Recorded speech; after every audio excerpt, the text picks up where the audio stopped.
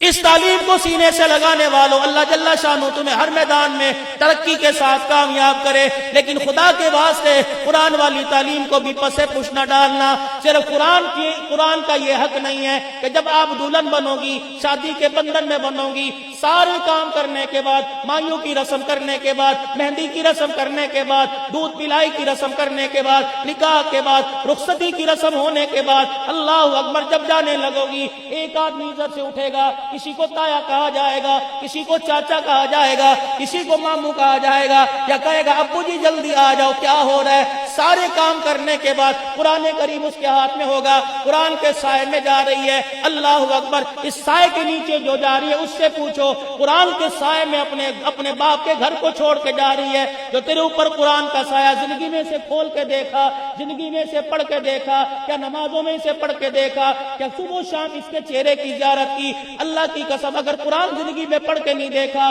تو بے شک تم دلہن بنی ہو، 20 تولے کا زیور پہنا ہو، تم نے 50 ہزار کا شادی کا لال جوڑا پہنا ہو، رب اکبر کی قسم ہے بے شک تمہارا باپ اس وقت قرآن کا سایہ سر پہ رکھتا ہے۔ اللہ کی قسم ذمہ داری سے بات کرتا ہوں، قرآن اس وقت رحمت نہیں برساتا بلکہ خدا کی لعنت برساتا ہے۔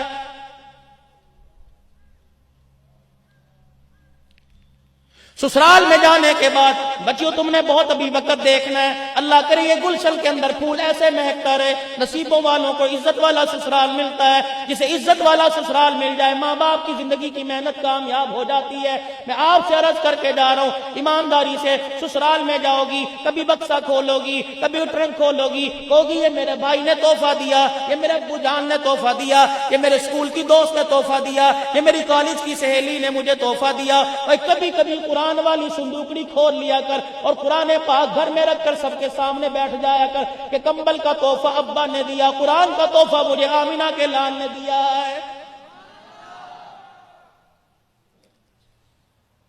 میری بات کو مذاق کر کے ردی کی ٹوکری میں نہ ڈالنا، فقیر ہوں میں، تمہیں مار نہیں سکتا، میں تمہیں جھڑک نہیں سکتا، تم عزت میں بھی میرے سے زیادہ ہو، پیسے میں میرے سے زیادہ ہو، لیکن اتنا تو کر سکتا ہوں جتنا اللہ نے مجھے اختیار دیا، میں تمہارے آگے ہاتھ تو جوڑ سکتا ہوں، میں اپنی ٹوپی تمہارے پیروں میں تو رکھ سکتا ہوں۔ خدا کے واسطے جوانی بار بار نہیں ملا کرتی، شباب بار بار نہیں ملا کرتا، عروج بار بار نہیں ملا کرتا، ترقی بار بار نہیں ملا کرتی، حسن و جمال بار بار نہیں ملا کرتا۔ جاؤ جاؤ اپنے علی کے قبرستان میں کچنی قبروں پہ جا کے قطبے لگے ہوں گے، ان قطبوں پہ لکھا ہوگا پھول اپنی لطافت کی داد پا نہ سکا، کھلا ضرور مگر کھل کے مسکرا نہ سکا۔ خدا کے واسطے اپنی مسکراہٹوں کو بچا لو، خدا کے واسطے اپنی جوانی کو بچا لو۔ کوئی میں پاگل تھوڑی ہوں، کیا مجھے کوئی دھکے دے کے یہاں سے نکال دے گا؟ کیا کوئی مجھے آنے کا کرایہ نہیں دے گا؟ کیا میری کوئی خاطر تواضع نہیں کرے گا؟ میں کیوں آپ کے آگے ہاتھ جوڑا ہوں؟ کیونکہ میرا نبی تمہارے لیے رویا، نبی کی